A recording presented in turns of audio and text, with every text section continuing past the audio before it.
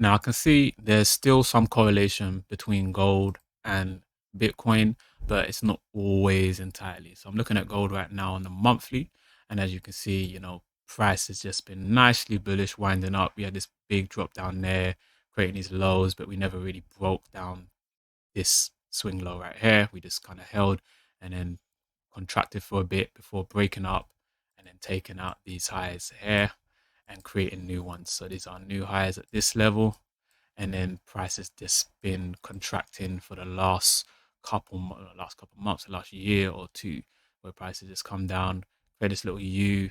Some people call that a cup, so I guess you could title it that. But as you can see, we've just got these equal touches right here, and then price is looking to verge right down, and come back to these EMA levels, or maybe deeper down into this market structure. One thing that I have noticed most importantly is that the failed swing highs that we have had right there, this is potential money for the sellers, because what has happened is that while we're contracting, prices just failed to close above any of these highs, 1, 2, 3 months in a row. That's a sign that, price may just start turning more bearish before we, go to another bullish run upwards. What usually you can expect after contraction is a big expansive move. Usually it goes first in a direction that you're not expecting. So if you're expecting it to be, bullish because you're like, yeah, we've been bullish for so long. What usually happens is price will drop down. You'll see it come down, wick, try take out these lows, and which in turn takes out all of your stops, and then it actually goes for its long-term run. That's just kind of how price usually works. So if it were to break topside and then fail to close again, then we know, yeah, 100% it's most likely going to come down instead. But we'll see what happens. This zone here that I've marked out will become apparent as we move down to the weekly.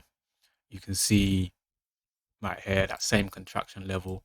But what I'm looking for is to see if price can break this level. We break this level right there, then this becomes a nice strong supply zone, and that whole setup there becomes valid for me. Even though we're still in a bullish market, being at the top of that range, I can just expect price to come down, take a breather for a bit. All of those buyers want to take some profits, and this is that sign for me that if we close outside of this, that's validating this zone. I like to keep it grayed out a little bit to see that, yeah, we're not treated there. You need this low here, that low there. It needs to close below this low. And then once price closes below that, price will probably come in. Everyone's thinking it's going for another rally, and then usually it just dumps price off and then heads south. So that's the usual suspects I'm expecting there, but we've got some time for that. Let's see if there's something on the daily in terms of similar setup. Maybe there's an earlier or smaller zone that we can create. So we had that rally up here. That was that wick, failed to close down on a monthly, and then this would be your zone here. So zone within the zone, if you're feeling cheeky, this is something I will look at. So a close below this day here, slightly smaller stop, but again, it's less certy because it's not based off the weekly time frame. So just be aware of that. For me, this is not financial advice. This is all entertainment. So always seek professional advice where required. So this is just something I do. You do not have to follow this at all.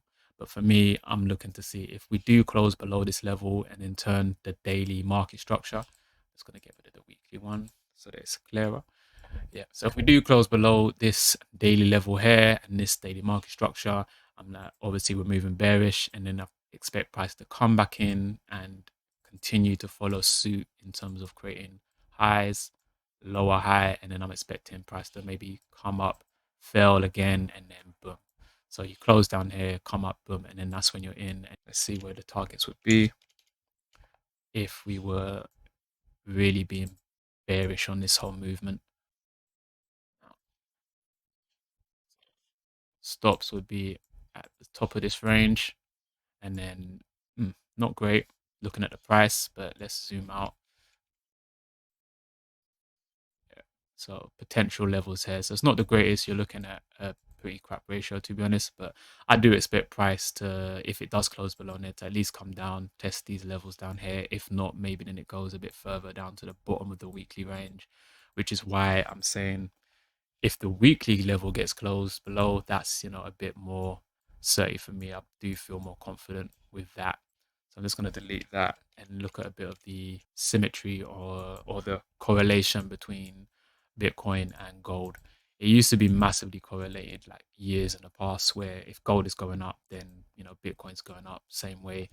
And the only reason that is just look at the people that invest in it. People invest in gold when money, fiat currency becomes uncertain, uh, the economy becomes uncertain. Something like gold is shiny, people love it. It's still got its power. It's always going to hold its value for the reason that people perceive its value, and that is why they invest in that. And then with Bitcoin, it's a similar thing. It's considered the gold of cryptocurrency.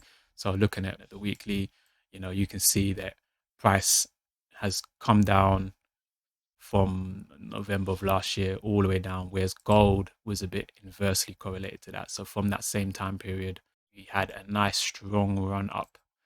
This is on the weekly, so even though it's only like a few candles, what you've got to understand is, look at the price movement from that.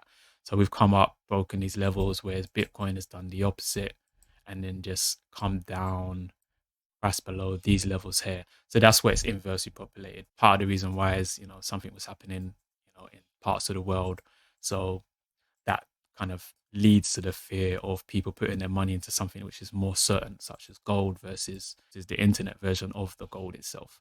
But again, now where we are in the present, just take those away.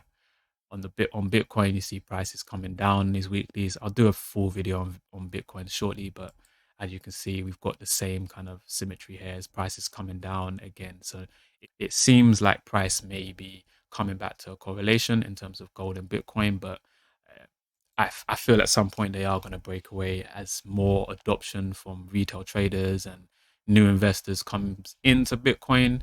That correlation isn't going to be the same, because I don't know about you, but how many people, I invest in gold personally, but not everyone. It's not as hype. It doesn't have the hype or the love that Bitcoin has in terms of its newness. So there's going to be a difference at some point. And that is what I have all for you on gold. So if this gives you some value, again, like and subscribe. Thanks for watching.